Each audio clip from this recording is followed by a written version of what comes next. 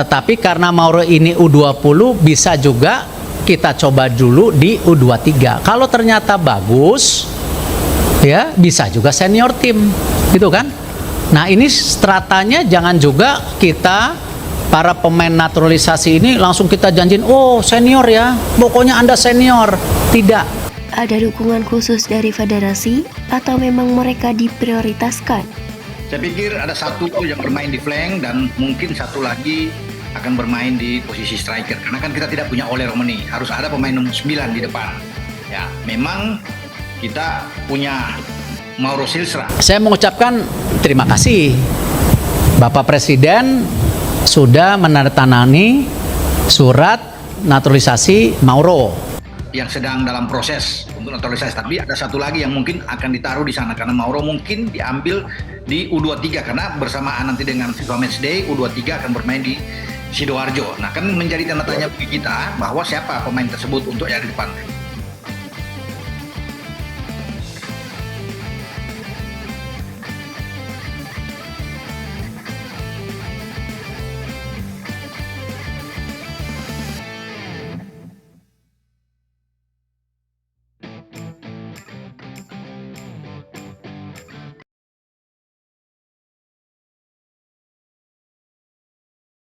Proses naturalisasi Mauro Damiliano ke timnas Indonesia berjalan begitu cepat dan mulus, hingga memunculkan satu pertanyaan besar.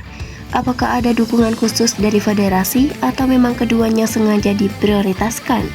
Publik belum sepenuhnya mendapat jawaban, tapi tanda-tandanya mulai terlihat.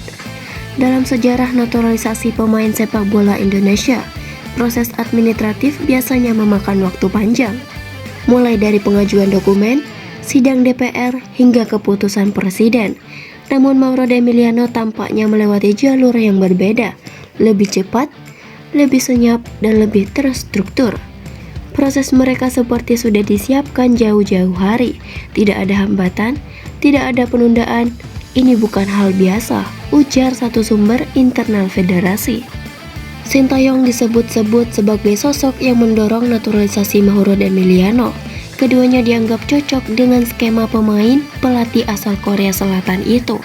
Tapi apakah alasan Tastic cukup untuk memprioritaskan mereka di atas nama-nama lain yang sudah lama menunggu? Beberapa pengamat menilai ada strategi politik di balik keputusan ini. Dengan performa timnas yang terus jadi sorotan, federasi mungkin ingin mendatangkan senjata baru untuk mendongkrak prestasi dan citra. Federasi butuh hasil cepat. Mauro Damiliano bisa jadi solusi instan. Tapi publik berhak tahu, apakah ini keputusan teknik atau politis, kata seorang jurnalis olahraga senior. Spekulasi pun mengarah ke elit federasi. Apakah ada lobby khusus? Apakah ada tekanan dari sponsor atau pihak eksternal? Beberapa dokumen internal yang bocor menunjukkan bahwa proses Mauro Damiliano sudah diproses, bahkan sebelum publik tahu nama mereka. Kalau benar mereka diprioritaskan, maka harus ada transparansi. Jangan sampai publik merasa proses ini tidak adil, ujar salah satu anggota Komisi 10 DPR RI. Kehadiran Mauro Damiliano bukan hanya soal kualitas, ini juga soal persepsi. Pemain lokal yang sudah lama berjuang bisa merasa tersisih, apalagi jika proses naturalisasi dianggap sebagai shortcut ke timnas. Beberapa pemain muda mulai angkat suara, pertanyaan keadilan kesempatan yang mereka miliki, mempertanyakan keadilan dan kesempatan yang mereka miliki.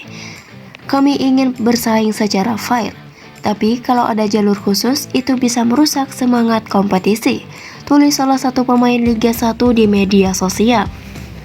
Mauro Damiliano memang punya potensi besar, tapi proses mereka ke timnas menyisakan banyak tanda tanya. Apakah mereka diprioritaskan? Apakah federasi memberi dukungan khusus? Atau ini hanya bagian dari strategi besar yang belum sepenuhnya terungkap? Publik menunggu klarifikasi dan selama itu belum datang, spekulasi akan terus bergulir.